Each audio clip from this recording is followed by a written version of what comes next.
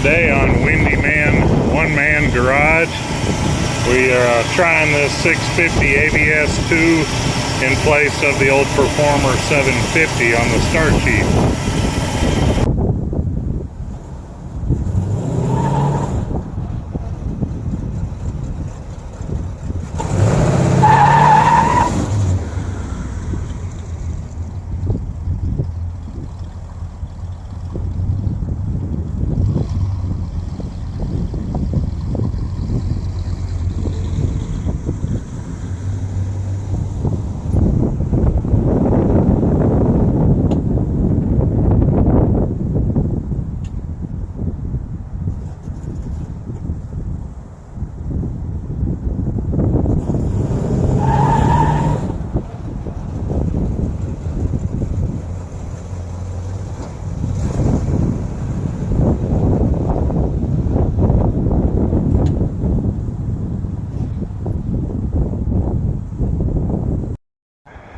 Well, I'm just going to say it's slower. 750s seem to run pretty good. Had one on the Le Mans and on this, but they were gas hogs. So don't even care if it's slower, because really don't race this. It's really about mile per gallon checking. So that'll come around later. Still got to do the disc brakes and A-frame bushings. Been kind of pushed to the side for a while. So besides maybe starting the brake conversion on the Starchief, I've got to use today's weather and finish sanding the bottom of the frame. I had flipped it a while back when I did the top. I got to get that done today first while it's warm so I can slap the paint on, you know, slap it. Looking better. It's black on two sides. Still need some touch-ups with the spray can where I can't reach. You know, kind of like Chris Christie. Probably can't reach everything. You know, whatever. Anyway, yeah, it's coming along. It's at least as good as the factory welds. I mean, the bar is low.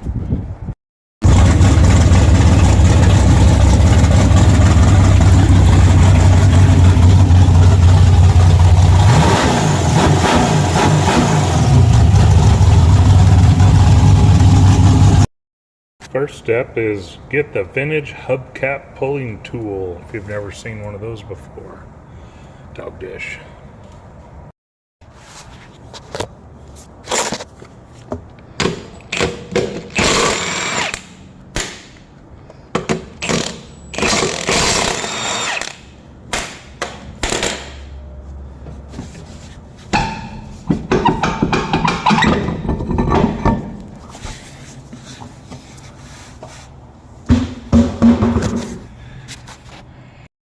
Time to do simple stuff, pull cotter pins and castle nuts off, ball joints and steering link, save the good brake lines even though I don't plan on ever using them, but since they're not trash, we'll get that disconnected before we bust it completely loose.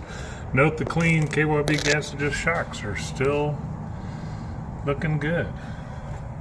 And that Adco sway bar came off surprisingly well. 3/4 socket fits. When I say socket, I mean box end wrench.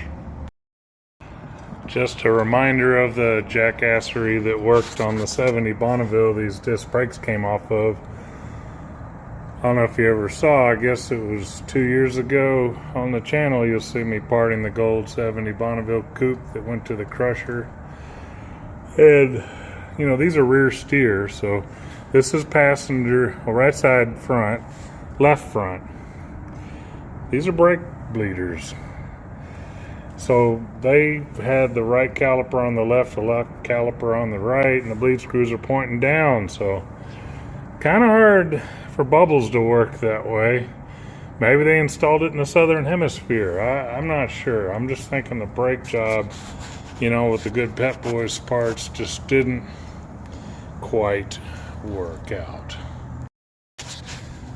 Pickle fork time.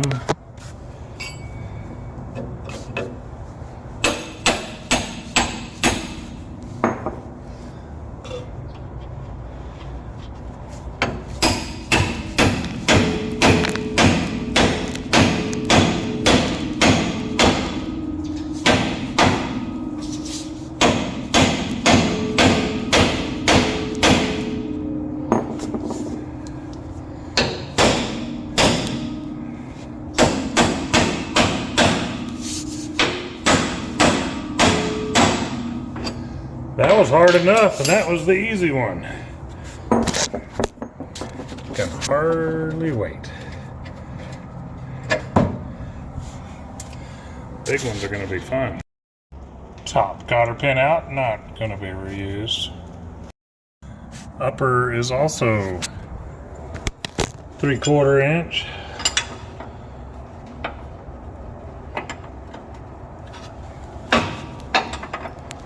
We're going to get the nut all the way off and then put it back with a few threads.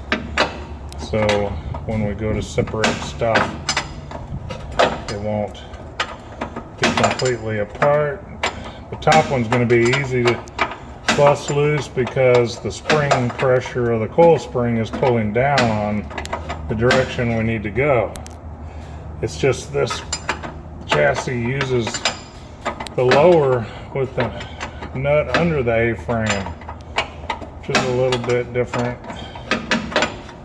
like an A-body, F-body car. You know, both the studs are inside, you know, and the bottom one points up and the top one points down, but these are down and down, so it sort of changes. If you've done it on an A-body or F-body, it's different on this. Not gonna say it's easier.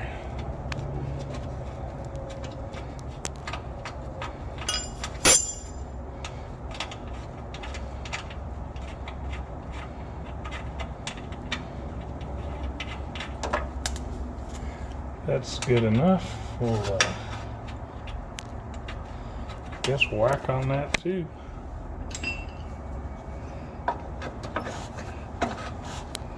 Pickle fork engaged.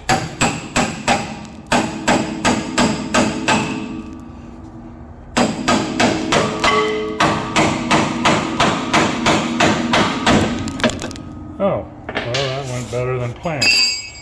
How about that? Now we'll get the cotter pin. That one out. Note, this is all smushed because this car went through an auction sale into a junkyard and then was purchased by our friends Paul and Shell, and he got the brakes going on it back 2007 maybe. Got it fired up, but it only ran good without coolant in it because it had a head gasket leak and was running off a gas can because it couldn't get a gas tank for it back then. Anyway, so this thing must have got sat on the ground without the wheels on it at the junkyard or something, even though it had stock hubcaps and wheels on it. So I'm not sure rhyme or reason, but backing plates are bent. That's okay because they're coming off. Lower one was a 7/8 socket, nuts backed off and put back with a few threads. I think I'll jack up the drum to put vehicle weight that'll help it separate, I think. Possibly sketch, since the drum rotates and it's just off the jack stand. The jack stand will catch it if it falls. I'm not climbing under here, so.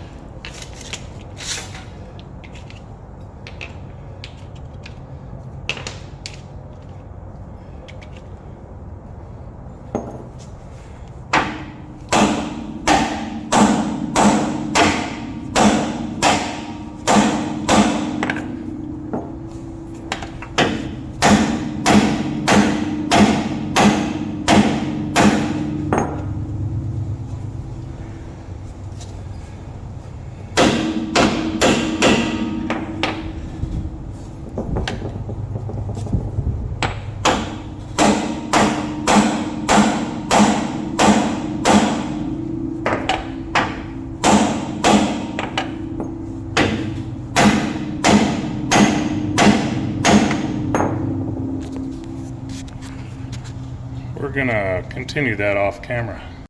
Had to whip out the Maya Lesnar 100, see if it'll get it done in record time.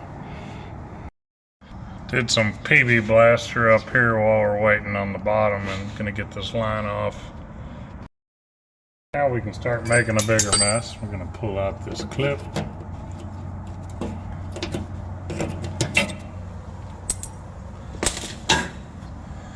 That'll make a bigger mess. We're gonna go ahead and take this nut off the top in case it's binding up some stuff. Maybe I should just proceed with the A-frame right now because I got new bushings and want to get it back together. I don't know. We'll see.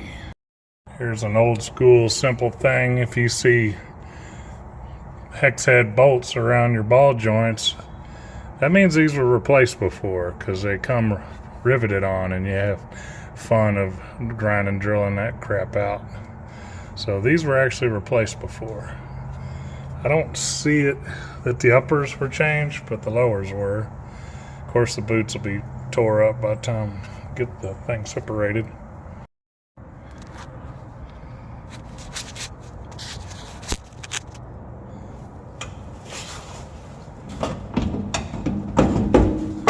Oh, what do you know? It just came off. It wasn't that bad. Boot's kind of bad, but maybe I can replace that. This doesn't have slop in it. I might be able to unbolt it and put a new booty on it and grease it up. Nice. I feel kind of satisfied about this.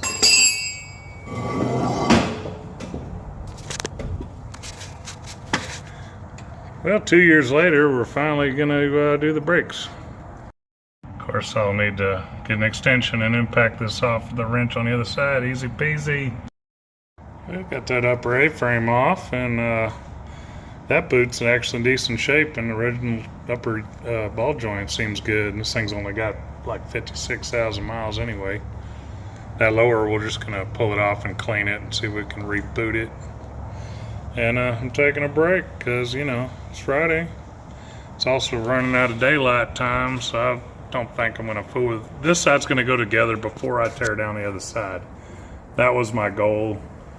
I don't want to rip both front ends off. Just, you know, I gotta put brake lines in from the donor car too, so step by step.